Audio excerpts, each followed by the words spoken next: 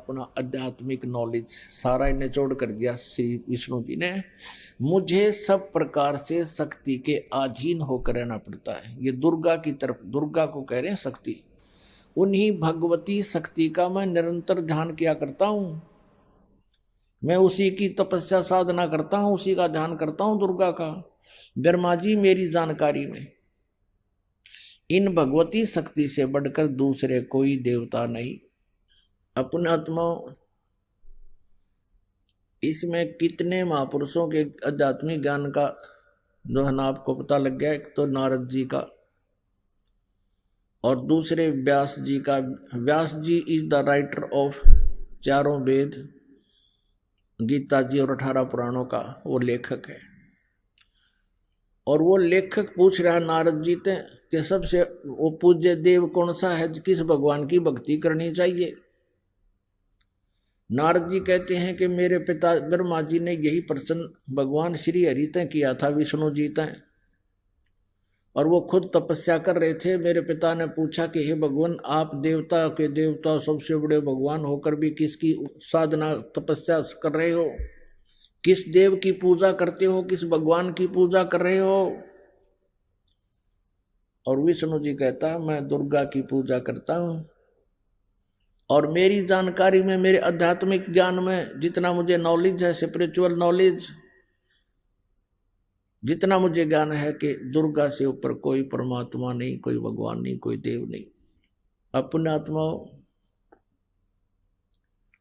जब यहाँ के भगवान ने पूरा वेदों का ज्ञान नहीं, तो इन ऋषि महर्षियों को कहां से होगा जिनके ऊपर हम आश्रित रहे, ब्राह्मण गुरुओं को।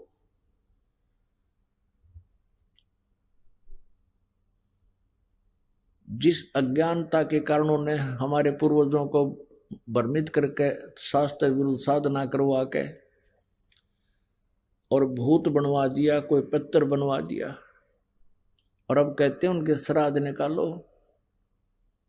ये डले ढुआ रहे अपने तय, काल के जाल में फंसा दिया गहराई से इन्होंने।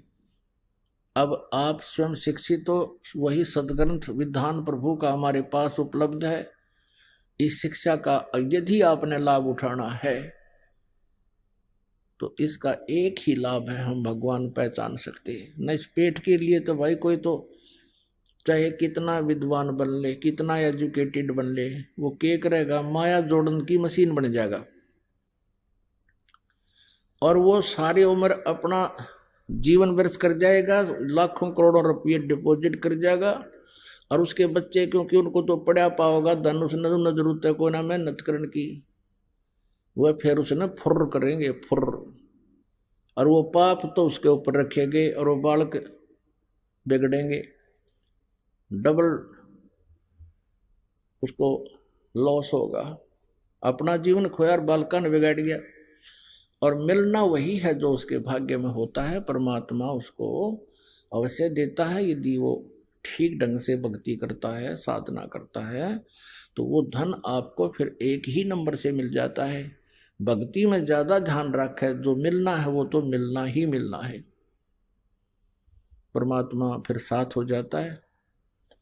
तो इस प्रकार यदि इस एजुकेशन का लाभ आपने उठाना है तो केवल परमात्मा को पहचान कर और फिर दिन रात एक कर दे, अपना कार्य भी करे, परमात्मा की भक्ति भी करे। कितना ही प्रयत्नशील व्यक्ति है मनुष्य, घने तो घना वो 10 घंटे काम कर सकता है। कोई घना ढीठ होगा तो 12 घंटे कर लेगा, जो पशु कैसा है। तो उसने 12 के बाद 12 घंटे फिर बच गए, 6 घंटे सो ले, 2 घंटे खान पीन में नहान धोन में ला ले,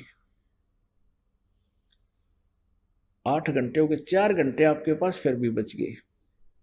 उसमें तो 1 घंटा और ला ले, किसी मित्र प्यारे तो बात करनी पड़े। 3 घंटे तो कम से कम परमात्मा को देने चाहिए आपने, और वो 3 घंटे दिए हुए आपके, इन्होंने एक जगह बैठ के देने हैं। आप चलते चलते वो समय जितना भी, जब भी जैसे किसी बात कर रहे हो, बात आपकी समाप्त हुई, वो अपने रास्ते चला, आप माला उठा लो, वो समय आपका। इस तरह कुल मिला करके जो 3 घंटे भी आप मालिक को दे दोगे बेड़ा पार है, गणे की जरूरत को नहीं। अब प्रसंग चल रहा है कि हमने सबसे पहले ये देखना है कि जो हमारे सिलेबस हमारा क्या बताता है, हमारे सदग्रंथ क्या बताते हैं, और सिलेबस से बाहर यदि हम कोई शिक्षा ग्रहण कर रहे हैं तो फिर हम एग्जाम में फेल हो जाते हैं। और यही कारण रहा कि हमारे जो आध्यात्मिक गुरु थे वो अपने सिलेबस से परिचित नहीं थे, और जिस कारण से उन्होंने हमें दंत कथा सुना सुना के हमारा जीवन नष्ट कर दिया। अब हम उस सिलेबस को आपके रूबरू करा रहे हैं, और आप भी बुद्धिमान हो, सबके घर में ये पुस्तकें रखी होंगी अवश्य, नहीं तो आप खरीद सकते हो, देख सकते हो, जन्ना विश्वास होता है। एक बार हम एक महाराष्ट्र के अंदर औरंगाबाद, नासिक, अहमदनगर, इन बहुत से शहरों में हमने सत्संग किए थे, 4-4, 5-5 दिन के ऐसे टेंट लगा लगा कर। तो वहां प्रोजेक्टर के ऊपर दास ये दिखा रहा था दुर्गा पुराण, ब्रह्मा विष्णु महेश की जन्म, वो जन्म पत्री सुना रहा था इन्हीं से। तो 2-3 बूढ़े बूढ़े बुजुर्ग से एजुकेटेड व्यक्ति थे, वो सामने सत्संग सुन रहे थे, प्रोजेक्टर पर देख रहे थे। तो वो क्या कहते हैं कि ये संत जो है कोई षड्यंत्रकारी लगता है, और इसने ऊपर का कवर ये गीता प्रेस गोरखपुर का आप पे बनवा रखा होगा। हम तो इतने दिन हो गए पढ़ते इन पुराणों को, कभी नहीं पढ़ा, कभी देखा नहीं इसमें। तो तीनों हाँ मिला रहे, सचमुच ये गड़बड़ है, ये कोई वैसे ही नकली डुप्लीकेट पुस्तक बनवा रखी होगी इसने। तो फिर उन्होंने वो प्रश्न नोट करे, सकंद नोट कर लिए। अगले दिन पे उन्होंने जाके सामने जाके अपने घर पर देखा तो वो तो ज्यों का त्यों मिला। तो वहां एक भक्त बैठा था हमारे साथ गया हुआ, वो उनकी सारी गतिविधि देख रहा था। वो अगले दिन फिर आकर बैठ गए, वो भगत फिर उनके निकट बैठ गया। उसको पता था कि आज तो ये उठे हैं बैठे हैं, यूं कैसे हो गया, ऐसा नहीं हो सकता। हर कल देखिए इनकी सती थी। वो अगले दिन आए और नो बैठे कान बोझ के, और जो भी मैं कहूँ ठीक करे ठीक करे। तो फिर आपस में डिस्कस करते हैं कि भाई हद होगी। एक कहता 70 साल का हो गया मैं, और 15-20 वर्ष का लग गया था इन पुराणों को पढ़ने, आज तक हमारी बुद्धि में भी ना ये बातें जो आज इस संत ने मक्खन सा निकाल के धर दिया। नाम फिर भी नहीं लिया उन्हें बूढ़ा ने, क्यों कर्म बिगड़ गए गणे। तो वो फिर मेरे पास आए, बैठे, बात हुई। मैंने कहा तो आप अपना जन्म सुधारो, दीक्षा ले लो। कि नहीं अब दीक्षा क्या लेंगे, अब तो उम्र बहुत बीत गई है, अब तो वो साधना करते करते जीवन ही चला गया, फिर उस साधना का क्या होगा। उनको बहुत से उदाहरण देकर समझाने की चेष्टा भी की कि जैसे कोई कुमार्ग पर जा रहा है, आपने यहां बरवाला से दिल्ली जाना है, और आप जान लग रहे हो सिरसा या लुधियाना को, और आप लुधियाना साइड में 100 किलोमीटर चले गए, और वहां जाकर आपको पता चला कि हम तो दिल्ली के विपरीत दिशा में आ रहे हैं। तो क्या करना चाहिए, तुरंत मुड़ जाना चाहिए, अविलंब वापस हो जाना चाहिए यदि जरा सी भी बुद्धि रखते हो। और आप कह रहे हो कि अब क्या होगा, हमारी 60 वर्ष की साधना का, 20-40 वर्ष की साधना का, वो साधना ही नहीं है, वो तो कुमार्ग पर जा रहे हो आप। अब भी मुड़ जाओगे तो भी लाभ होगा, लेकिन मुड़े तो वो ना जिसकी भांग उतर जाएगी। उनका सबका भांग प्यारा किया काल ने। कबीर माया अटपटी सब गट आण अड़ी, और किस किस ने समझाऊं या कुआ भांग पड़ी। होय होय, ये जो स्थिति एक व्यक्ति की है वही सभी की है, लाखों की, करोड़ों की हिंदुओं की। जैसे हम ज्ञान सुनाते हैं, एक बार तो सभी बिदकते हैं, फिर प्रमाण देखते हैं, फिर सेट हो जाते हैं।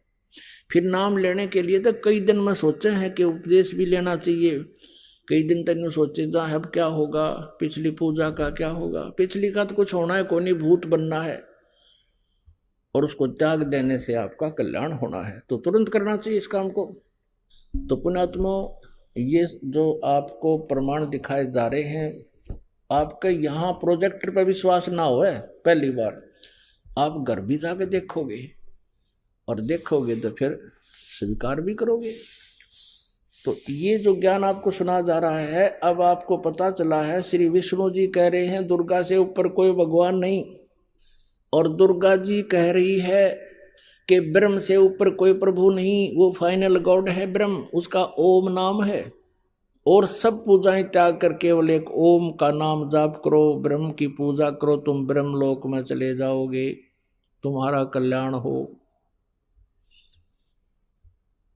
गीता जी अध्याय नंबर 8 के श्लोक नंबर 16 में लिखा है कि ब्रह्म लोक तक गए हुए प्राणी भी पुनर्जन्म को प्राप्त होते हैं, उनकी दुर्गति बनी ही रहती है।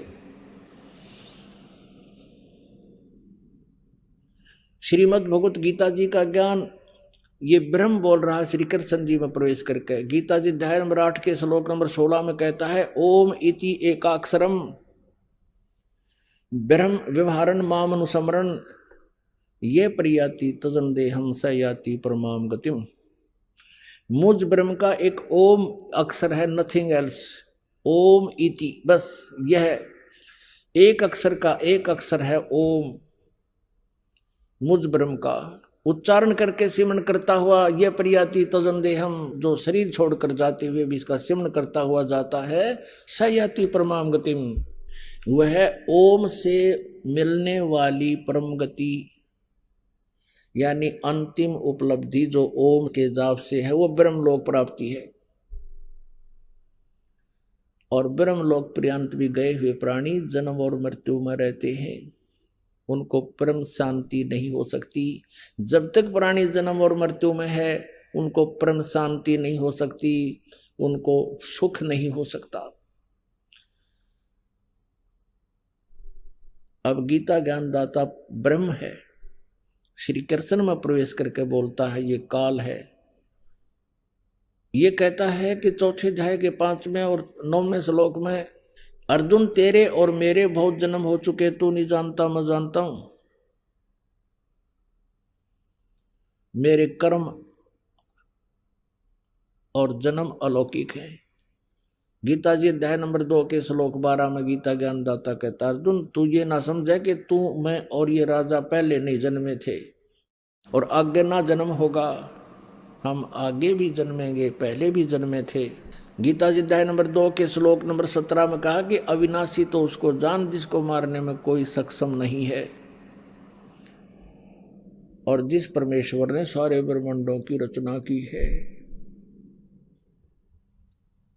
इसलिए गीता जी अध्याय नंबर 15 के श्लोक नंबर 1 से लेकर 4 तक कहा है कि जो तत्वदर्शी संत होगा वो उल्टे लटके हुए संसार रूपी वृक्ष के सभी विभाग बता देगा, तना कौन है, डार कौन है, मूल कौन है और शाखा और पत्ते क्या है।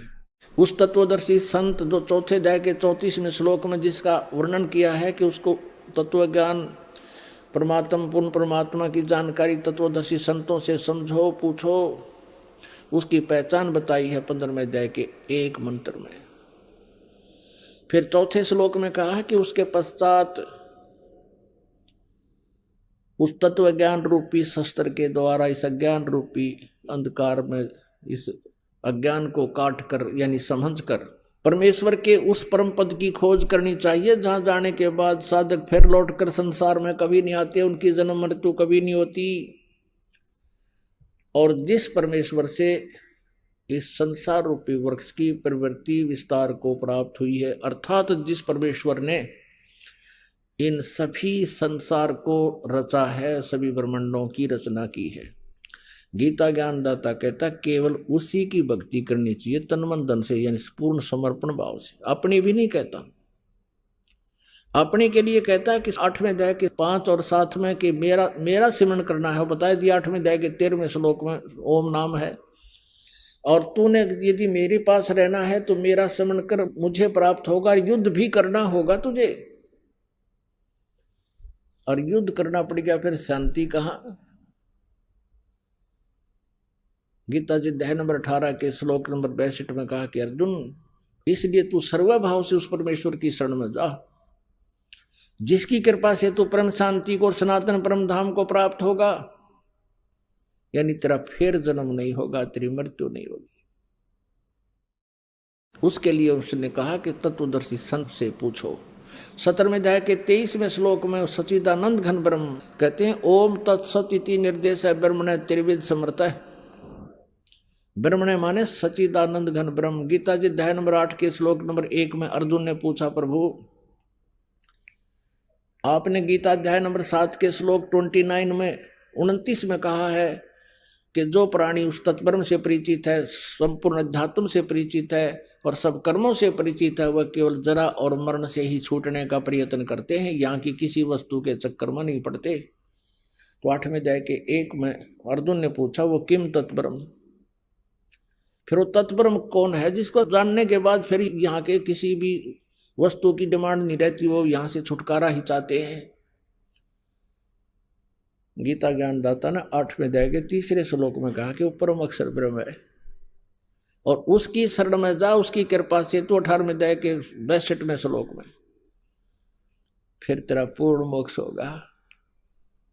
तो पुण्यात्माओं, अब आपको दिखाते हैं दुर्गा जी के अध्यात्म ज्ञान के विचार प्रवचन जो श्री हिमालय जी को सुना रही हैं। देखिएगा, देवी पुराण गीता प्रेस गोरखपुर से प्रकाशित 562 पृष्ठ पे 7वां स्कंध संक्षिप्त देवी भागवत 562 पृष्ठ पर गीता प्रेस गोरखपुर से प्रकाशित है ये वही। और किसी का ना जच्चा तो भाई फिर अपनी घराली देख लियो जाके। 562 पे देवी हिमालय राजा को ज्ञानोपदेश दे रही है, अपने प्रवचन सुना रही है, ब्रह्म स्वरूप का वर्णन करती है, ब्रह्म के बारे में जानकारी दे रही है। श्री देवी जी कहने लगी, पर्वतराज, उस ब्रह्म का क्या स्वरूप है यह बतलाया जाता है। पहले तो अपने बारे में सट्टे मारे, मेरी पूजा करे, नौकरो नौकरो, लेकिन फिर कहती है कि नहीं, अगर तुझे सही लाभ लेना है तो मैं बताती हूँ उस ब्रह्म का क्या स्वरूप है यह बतलाया जाता है, जो प्रकाश स्वरूप सबके अत्यंत समीप में स्थित, हृदय गुहा में स्थित होने के कारण गुहाचर नाम से प्रसिद्ध और महान पद अर्थात परम प्राप्य है। वह समस्त प्रजा के ज्ञान से परे है। अब ज्यादा न पढ़ाकर हम, वह परम सत्य और अविनाशी तत्व है। सौम्य उस वेदने योग्य लक्ष्य का तुम वेदन करो, मन लगाकर उसमें तन्मय हो जाओ। सौम्य उपनिषद में कथित महान अस्त्र रूप धनुष लेकर उस पर उपासना द्वारा तीक्ष्ण किया हुआ बाण संधान करो और फिर भानुगत चित्त के द्वारा उस बाण को खींचकर उस अक्षर रूप ब्रह्म को ही लक्ष्य बनाकर वेधन करो। प्रणव, ओम तो धनुष है, प्रणव कहो, ओम धनुष है, जीवात्मा बाण है और ब्रह्म को उसका लक्ष्य कहा जाता है। यानी जीवात्मा ओम नाम का जाप करे और ब्रह्म को पाने का उद्देश्य रखे। उस एकमात्र परमात्मा ही को जाने, क्योंकि ब्रह्म की तरफ संकेत कर रही है, ये ब्रह्म को सुप्रीम पावर मानती है देवी। उस एकमात्र परमात्मा को ही जाने, दूसरी सब बातों को छोड़ दे, यानी सब पूजाएं त्याग दे। यही अमृत रूप परमात्मा के पास पहुंचाने वाला पुल है। संसार समुद्र से पार होकर अमृत स्वरूप परमात्मा को प्राप्त कराने का यही सुलभ साधन है। इस आत्मा का ओम के जप के साथ ध्यान करो। ओम से जो होने वाली परम गति है वो बताई जा रही है। ओम के जप के साथ ध्यान करो, इससे अज्ञान में अंधकार से सर्वथा उस पार जो ब्रह्म है उसको पा जाओगे, तुम्हारा कल्याण हो। ओम नाम का जाप करने से ब्रह्म को प्राप्त होगे। और वो ब्रह्म रहता कहाँ है ये देखिएगा, ये 563 पृष्ठ पर पढ़ रहे हैं। वह यह सबका आत्मा ब्रह्म ब्रह्म लोक रूप दिव्य आकाश में स्थित है, वो ब्रह्म लोक में रहता है। अपने आत्माओं, आपके समक्ष अपने वो सदग्रंथ हैं जिनसे हमें ये ज्ञान हो रहा है कि किस देव में कितनी आध्यात्मिक ज्ञान था और कैसी वो साधना किया करती थी। अब श्री विष्णु जी को तो ब्रह्मा जी, नारद जी, व्यास जी कह रहे हैं कि ये सुप्रीम पावर। विष्णु जी कह रहे हैं मैं तो तपस्या करता हूँ, दुर्गा की साधना करता हूँ, तो उसकी भक्ति करता हूँ, इसके ऊपर कोई भगवान मैं नहीं जानता। दुर्गा कहती है कि ओम जाप है, ब्रह्म सबसे सुप्रीम पावर है, उसका जाप करो तुम्हारा कल्याण हो और ब्रह्मलोक में चले जाओगे। पवित्र श्रीमद् भगवत गीता अध्याय 8 के श्लोक 16 में लिखा है कि ब्रह्मलोक पर्यंत भी सभी जन्म मृत्यु में आते हैं और जब तक जन्म मृत्यु है जीव सुखी नहीं हो सकता, उसका कल्याण नहीं हो सकता। अब ब्रह्म कहता है गीता जी में आपको सुना ही दिया कि उस परम अक्षर ब्रह्म की पूजा करो, उससे तुम्हारा पूर्ण मोक्ष होगा, फिर कभी जन्म नहीं होगा। उसके लिए गीता ज्ञान दाता ब्रह्म भी कहता मैं परिचित नहीं उस ज्ञान से, ना उस विधान से, ना उस समाधान से। उसके लिए तत्वदर्शी संतों की खोज करो। अपने आत्माओं, जैसे कल के सत्संग में आप जी सुन रहे थे कि जितने भी ऋषि महर्षि संत हुए हैं ये कहते हैं कि प्रारब्ध का कर्म प्राणी को भोगना ही पड़ता है, भोगे से ही समाप्त होता है। बृहस्पति जी देवताओं के गुरु हैं और देवताओं के गुरु क्या कहते हैं कि इंद्र को बता रहे हैं कि जो आपको सुख प्राप्त है और जो आपको दुख प्राप्त है ये आपके पाप और पुण्य अक्षय हो रहे हैं,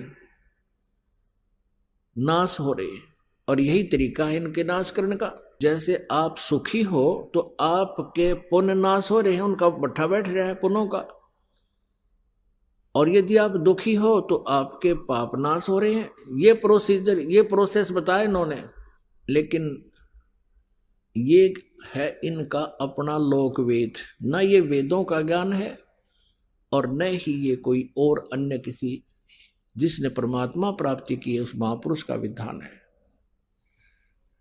वेदों में लिखा 8वें अध्याय के 13वें श्लोक में मंत्र में यजुर्वेद में कि परमात्मा तो घोर पाप का भी नाश कर देता है। किसी भी प्रकार का संकट आप प्राय भगवान उसको दूर कर सकता है। पुण्यात्माओं, यदि प्राणी को जैसा उसके भाग्य में है वैसा ही भोगना पड़े तो कोई ना भक्ति करे और ना भगवान की जरूरत। फिर हमने फिर आवश्यकता क्या है परमात्मा की? जिसका ऊपर कैर टूटना वो टूटेगा, फिर क्या की भक्ति करेगा वो? कर ली भक्ति फिर तक घूटी लावेगा वो, शराब पीने लगेगा या डाके मारेगा कि तो चोरी करेगा।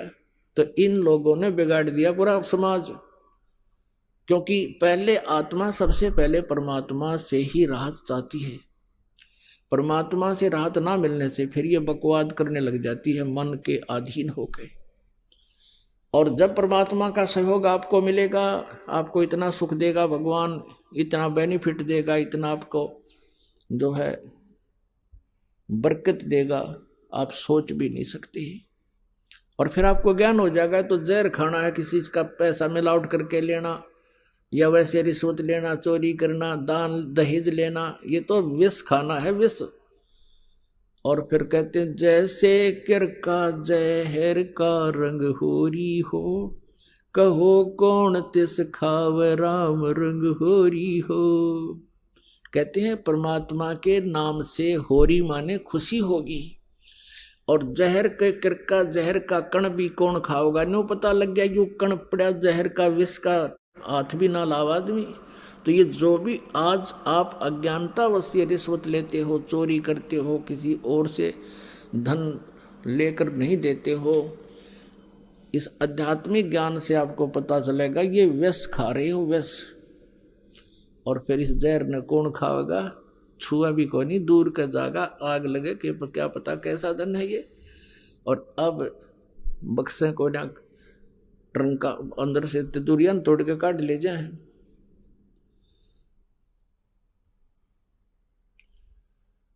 कल असंग सुनाया था इस दास ने आपको कि स्वामी रामानंद जी और परमेश्वर कबीर जी की गोष्ठी हो रही थी। वहां पर एक महादुखी ब्राह्मण पहुंच गया, क्योंकि महर्षि जो रामानंद जी थे, स्वामी रामानंद जी, वो केवल ब्राह्मणों को ही शिष्य बनाते थे, उनके ही गुरु बनते थे। और एक ब्राह्मण बहुत गरीब घर में, बहुत उसके ऊपर दोना संकट आया हुआ था अपने, यानी वो अर्थार्थी भी था, आर्त भी था, ना वो जिज्ञासु था ना ज्ञानी था। दो प्रकार के उसके ऊपर आपदाएं थी। एक तो घना निर्धन था और ऊपर से अपने परिवार के ऊपर उसके ऊपर संकट आया हुआ था। उसके बच्चे बीमार, उसकी पत्नी बीमार, वो स्वयं भी दुखी और बहुत बुरा हाल था। और स्वामी जी ने बहुत कुछ साधनाएं बताई थी, लेकिन वो उसको कोई राहत नहीं मिली। तो जब राहत नहीं मिली तो आखिर में ये सभी यही कहते हैं कि ये तेरे प्रारब्ध कर्म है, ये भोगना ही पड़ेगा। तो ऐसे लेक्चर झाड़ रहा था स्वामी रामानंद जी उस अपने शिष्य ब्राह्मण को। परमात्मा कबीर जी ने कहा, स्वामी जी जो आप कह रहे हो कि प्रारब्ध का कर्म तो भोगना ही पड़ता है, क्या कौन से ग्रंथ में लिखा है? रामानंद जी ने कहा कि देवी पुराण में लिखा है, और बृहस्पति जी भी यही कह रहे हैं, शुक्राचार्य जी भी यही कह रहे हैं, ब्रह्मा जी भी यही कह रहे हैं। अब वो देवी पुराण उठाकर पढ़ के सुना दिया स्वामी रामानंद जी ने, जैसा कल दास ने आपको शुक्राचार्य जी के और बृहस्पति जी के विचार सुनाए थे और ब्रह्मा जी के, कि उन्होंने कहा है कि कर्म तो भोगने से ही कटता है, सुख हो चाहे दुख प्राणी को भोगना ही पड़ेगा। तब परमेश्वर ने कहा था कि आप वेदों को ऑथेंटिक मानते हो या पुराणों को? अब रामानंद जी और का ज्ञान तैसा है था बालकों जैसा। तो रामानंद जी कहने लगे, स्वामी जी कि मैं दोनों को ही ऑथेंटिक मानता हूं, वेदों को भी ऑथेंटिक मानता हूं और पुराणों को भी ऑथेंटिक मानता हूं, क्योंकि इनका राइटर एक ही है। तब परमात्मा ने बताया कि राइटर इज राइटर। राइटर तो राइटर ही होता, लेखक था वो। अब जैसे कोई क्लर्क है और उसका बॉस कोई बोल रहा है, वो लिख रहा है, उसका राइटर, उस लिखने वाले का उसमें अपना कोई योगदान नहीं है। ठीक है, कोई अपने विचार थोड़े बहुत मिलाए हैं, वो अलग बात है। उस सेंटेंस को सुधारने के लिए कोई कोमा मात्रा ला दी, वो दूसरी बात है। तब परमात्मा ने कहा, देखो वेद जो है, वेद ये परम अक्षर ब्रह्म के द्वारा इस ब्रह्म के अंतःकरण, काल के अंतःकरण में फीड कर दिए गए थे, फैक्स कर दिए गए थे। वो क्या कह रहे, मीडिया प्लेयर से भेज दिए थे, फैक्स कर देते हैं एक मोबाइल से दूसरे मोबाइल में, पूरे की पूरे जो है ना चले जाते हैं, शब्द के शब्द। फिल्म की फिल्म दूसरे में फीड हो जाती है और उसमें भी रह जाती है। तो ऐसे परमात्मा ने इस ब्रह्म के अंतःकरण में ये वेद डाल दिए, और समय आने पर वो अपने आप बाहर आने थे। तो उसके श्वासों द्वारा, ब्रह्म के इस ज्योति निरंजन के श्वासों द्वारा ये पांचों के पांचों वेद बाहर आ गए थे इसके शरीर तक। तो इसने इन पांचों को पढ़ा, तो पांचवा जो सूक्ष्म वेद था उसमें पूर्ण परमात्मा की जानकारी थी, वो इस काल ने नष्ट कर दिया।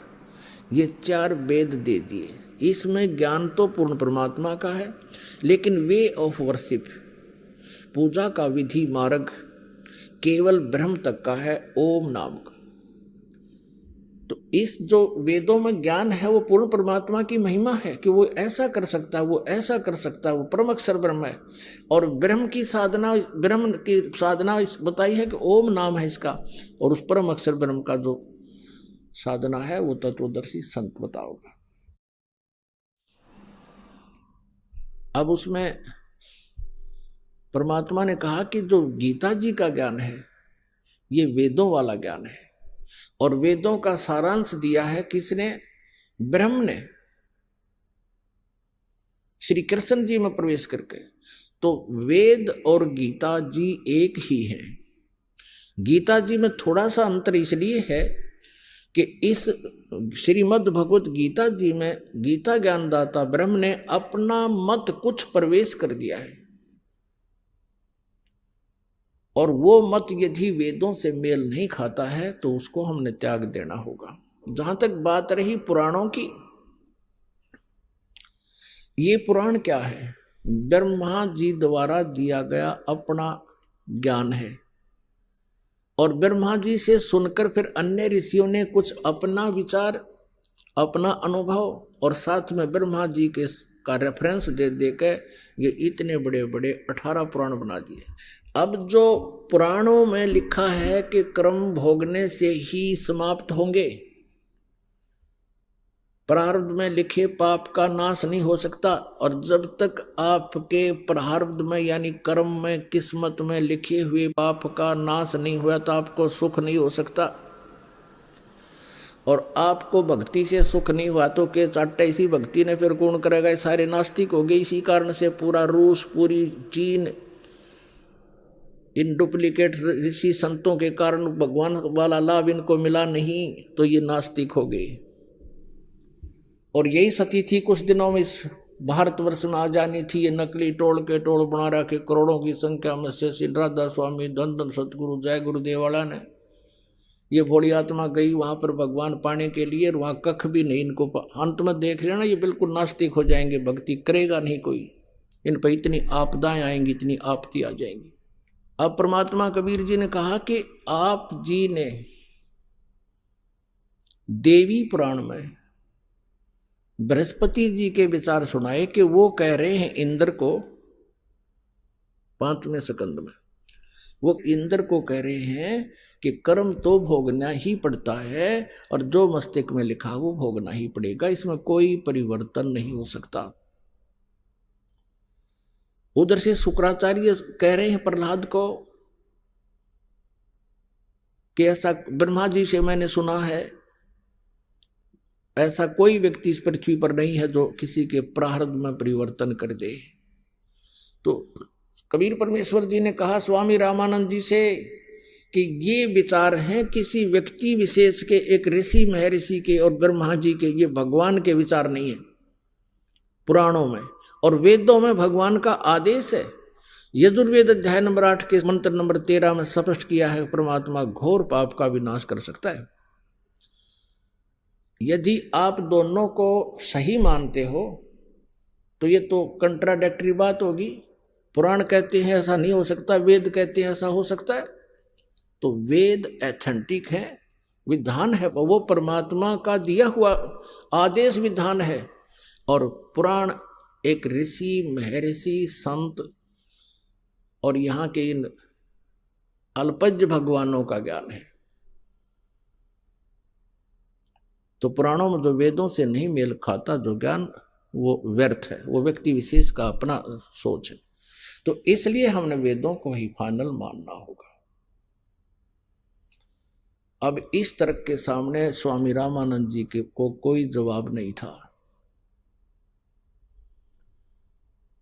अपनात्मा जो व्यक्ति वहां रामानंद जी का शिष्य बना हुआ था, वो ये दोनों की वार्ता सुनने लगा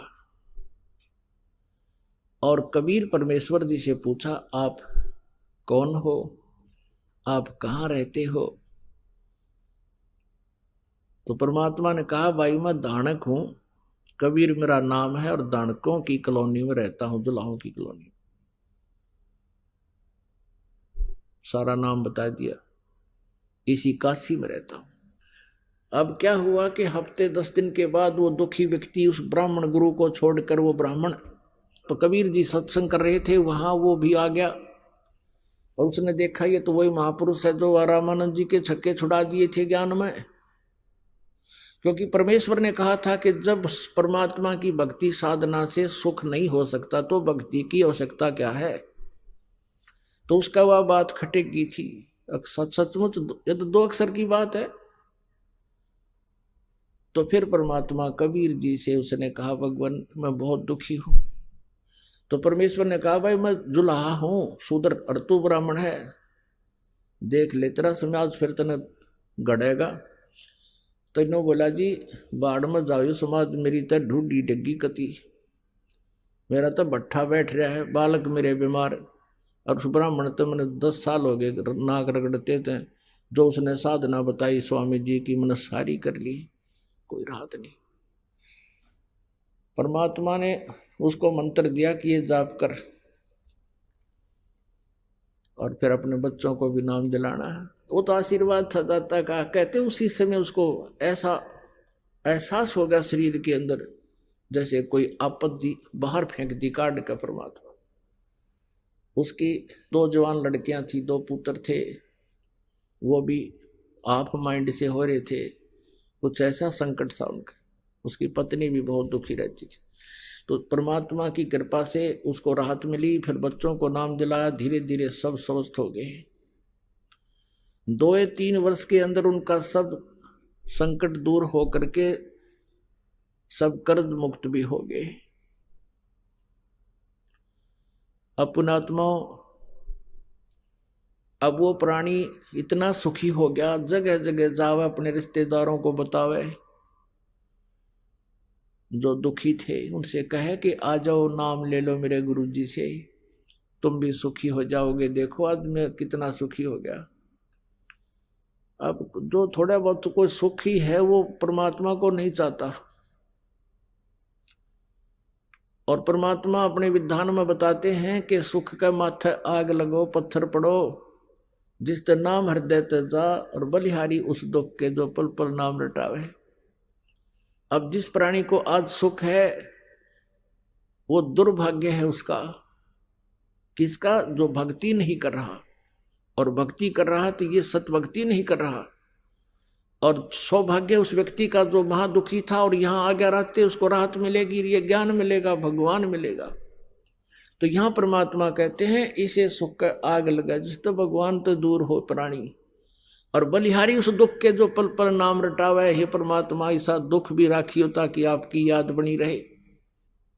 एक बार क्या हुआ कि एक सर्वानंद नाम का एक महर्षि था। श्रीमद् भगवत गीता अध्याय नंबर 7 के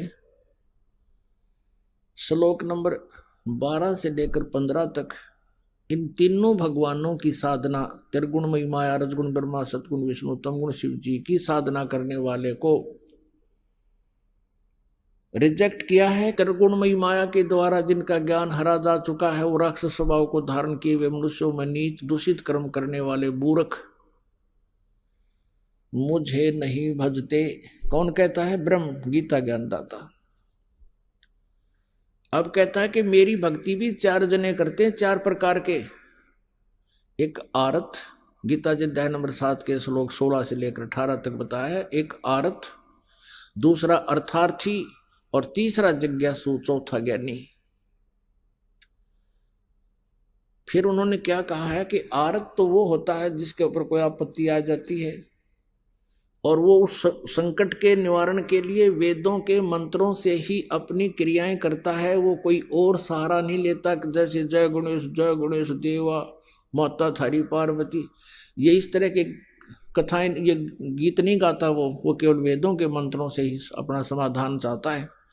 और ऐसी अर्थार्थी धन के लाभ प्राप्त करने वाला भी वेदों के मंत्रों से ही अपनी क्रियाएं करता है, अन्य कोई किसी की बनाई हुई कविताओं का सहयोग नहीं लेता।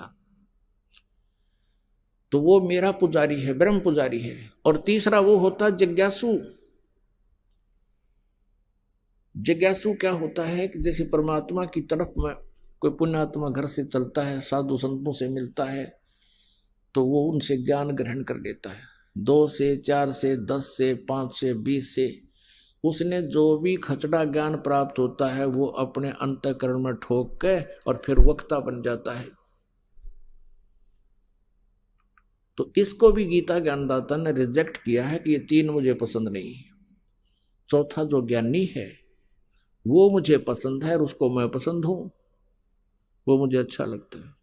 अब हम यहाँ जिज्ञासु के ऊपर आते हैं। जिज्ञासु, जिज्ञासु एक सर्वानंद नाम के, जैसे ये महर्षि दानंद जो नकली इस कलयुग का महर्षि दानंद, ये जिज्ञासु था। इतनी तरफ थी इस पुण्यात्मा को, पिछले जन्म की भूख थी भगवान की, घर भी छोड़ गया। आगे इसने इसे कर्म ठोक मिल गए, वह संत ऋषि वो दंडी स्वामी, इसमें सारा गोबर ठोक दिया और उस गंध ने यो प्राप्त करके वक्ता बन गया जिज्ञासु।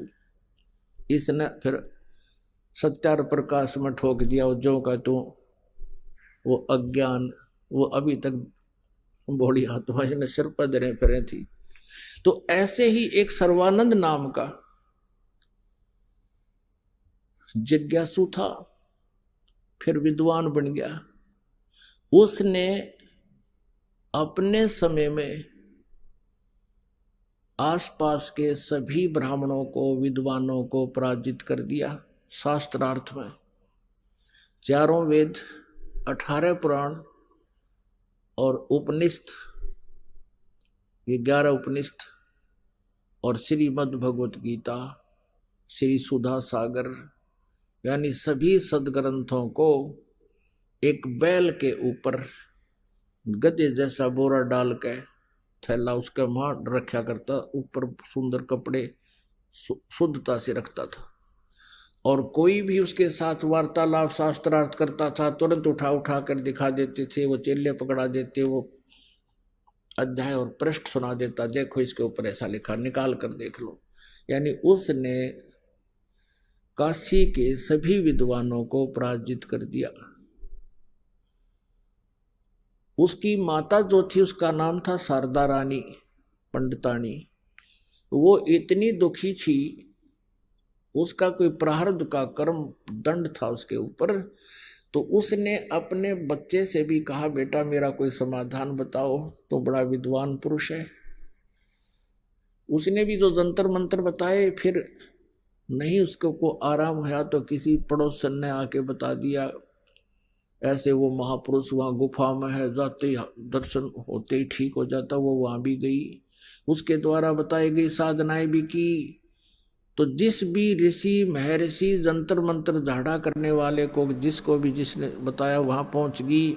सभी ने पहले तो अपनी क्रियाएं बताई, साधनाएं बताई, फिर लास्ट में उसको कह देते थे कि ये शारदा जी, ये तेरे प्रारब्ध का दंड है, कर्म दंड है, ये तो भोगना ही पड़ेगा, इसका कोई विकल्प नहीं। डॉक्टर वैद्यों से भी खूब इलाज करवाया, बहुत पीड़ा में रहती थी। अंतिम सांस गिरने लगी कि कहीं भी समाधान नहीं है, अब तो मृत्यु के साथ ही ये दुख जाएगा। एक दिन वही पंडित जो उनका रिश्तेदार था, जो पहुंच रहा था घर घर जाके बता दो रिश्तेदारों को, आ जाओ गुरुजी आ रहे हैं, भगवान उतर रहे हैं, आ जाओ भगवान आए हैं, तुम्हें सुख हो जाएगा। वो भी पहुंच गया वहां कुदरती शारदा जी के घर पे। शारदा जी से पूछा, हाँ उससे पहले शारदा जी के पास एक बहन गई, कबीर जी की शिष्या, परमेश्वर कबीर जी की शिष्या, और उसने कहा कि शारदा जी कुशल मंगल पूछा। तो उस शारदा जी ने कहा, सर्वानंद की माता जी ने कहा, बहन क्या बताऊं, मेरे जितना दुखी इस पृथ्वी प्राणी नहीं। मैंने सब जगह इलाज करवा लिया, सब जगह ट्रीटमेंट, सब जंतर मंत्र साधनाएं भक्ति सब कर ली, मुझे कोई राहत नहीं मिली।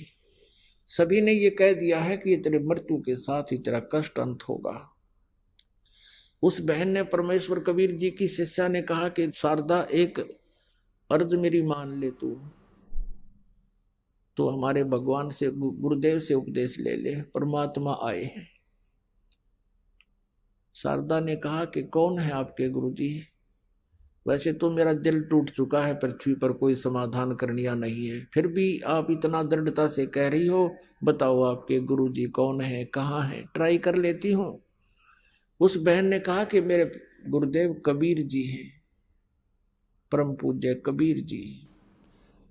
उसने पूछा, शारदा ने पूछा, वो कहाँ रहते हैं? परमात्मा की शिष्या ने बताया कि वो जुलाहों की कॉलोनी में रहते हैं। दुल्हाओं की कॉलोनी में क्या काम करते हैं कि वो कपड़ा बुनते हैं? धानक है वो, कहा दुल्हा है, धानक है। और क्या दुल्हाओं की कॉलोनी में और पंडित जी क्यों करेंगे? ये तो अंडरस्टूड है। वो एकदम तो पड़ी थी खाट पर बैठ की, ने बोली खबरदार जब मुझे ऐसा बोला है हमारी तो इज्जत का नाश हो जाएगा, हम धानक से नाम लेंगे दुल्हे से, शूद्र से। तो उसने कहा भी ना ले तो मर, सड़क उठकाएगी। अब ऐसे ही परमात्मा कहते हैं सोशल सीधर मैं करूं अपने जन के काज। ये हम सब उस परमात्मा कबीर जी के बच्चे हैं। इस काल ने अपने दूतों के द्वारा हमें ही, हमारे ही में से ही अपने दूत सेलेक्ट कर रखे हैं जो मिसगाइड करते फिरते हैं और भगवान से दूर कर रखे हैं। लेकिन वो भगवान, वो परमात्मा हमारा पिता है और पिता अपने बच्चों में भेदभाव नहीं करता।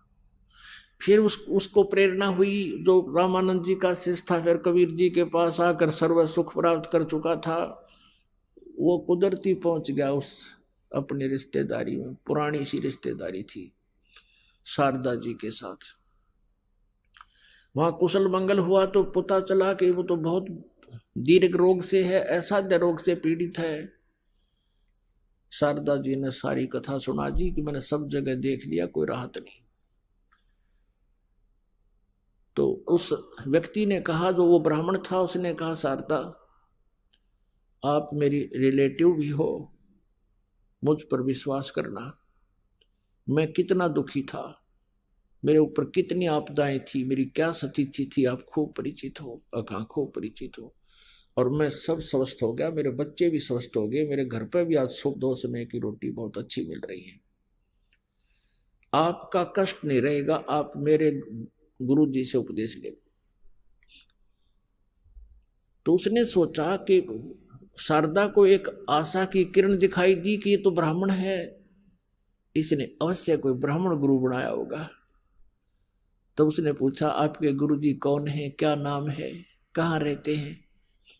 तो उस व्यक्ति ने बताया मेरे गुरुजी परम पूज्य कबीर साहब जी हैं और यहाँ हरिजन कॉलोनी में रहते हैं, जुलाहों की कॉलोनी में।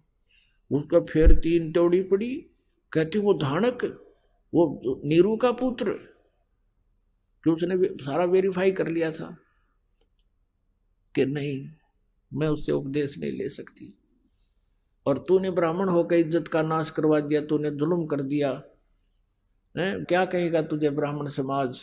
तब उसने सारी कहानी बताई कि पहले इस ब्राह्मण समाज ने मृत के दे दिया था, रिश्तेदारों के पास जाता था, 10 रुपये उधारे लेने मुंह फेर लिया करते थे, और मुझे देखते ही नहीं सोचा करते ये आपत्ति आ गई, कुछ मांगण आया होगा।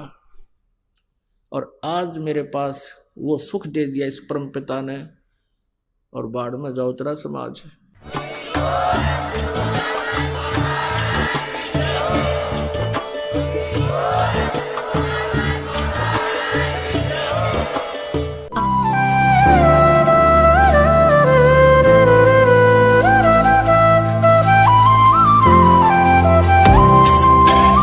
सत सही।